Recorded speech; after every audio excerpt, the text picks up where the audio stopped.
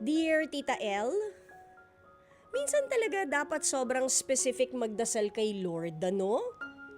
Ang sabi ko kasi noon, sana tulad ni Papa ang makasama ko sa pagtanda.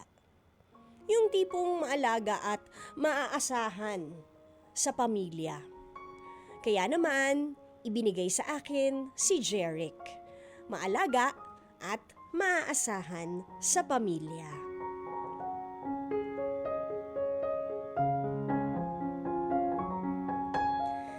Ang kaso, Tita L, sa 3 taon naming pagsasama, ganito ang eksena.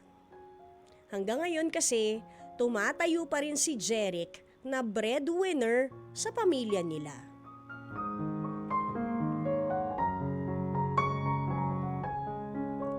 Wala akong problema doon, Tita L, at masaya ako para sa kanya.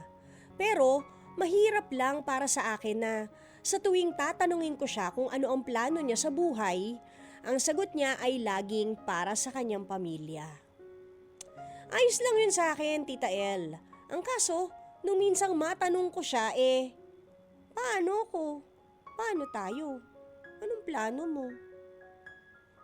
Masakit, Tita L, na parang baka sa mukha niya na, hala, kailangan pala may plano tayo para sa ating dalawa. Tapos sasabayan pa ng mga halatang pilit na pilit o pampalubag loob na mga kasagutan sa tuwing tatanungin ko siya.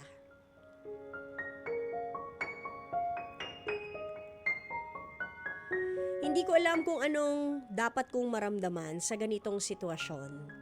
Hindi ko rin alam kung madadaan pa ito sa panibagong dasal na mas specific. Na ang tipo ko ay maalaga at maaasahan sa pamilya niya at sa bubuuin naming panibagong pamilya. Sumasa inyo, Sally. Sally.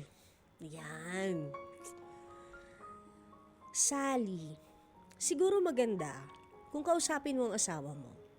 Total Sally rin lang naman ang pangalan mo. Sabihin mo kung ano man ang term of endearment mo sa kanya. Sweetheart, honey, baby, be. Sana isali mo naman ako sa mga pangarap mo. Di ba? Kasi para ano pa na nagpakasal kayo kung hindi rin naman pala kayo bubuo ng pamilya o wala siyang balak para sa future niyong dalawa. Di sana naging mag-boyfriend-girlfriend na lang kayo. Di ba married na sila? They got married, hindi ba? O magme-marry pa lang. But anyways, yun nga. But I don't see anything wrong, Sally, kung yes, maging specific ka ulit sa dasal mo.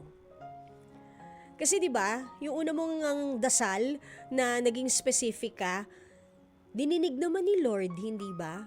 E di maging specific ka ulit sa dasal mo, or pwede rin namang ang dasal mo is sana magkaroon din ng kahit papaanong change of heart. Yung ano mo, yung significant other mo. Na sana maisip niya na bukod sa pamilya niya, meron din kayo. Sama mo yun sa mga prayers mo. And I guess kung naaayon, edi ibibigay. Hindi man ngayon, sa tamang panahon. Diba, Sally? So, ayun. Sana kahit paano nakatulong. At yun nga, pwede mo rin siyang use Sally in a sentence. Yan. Tapos sabihin mo, sana isali mo naman ako sa mga pangarap mo. Anyway, oo, hindi ka pwedeng saling pusa, okay? Dapat kasali talaga si Sally sa pangarap ng kanyang significant other.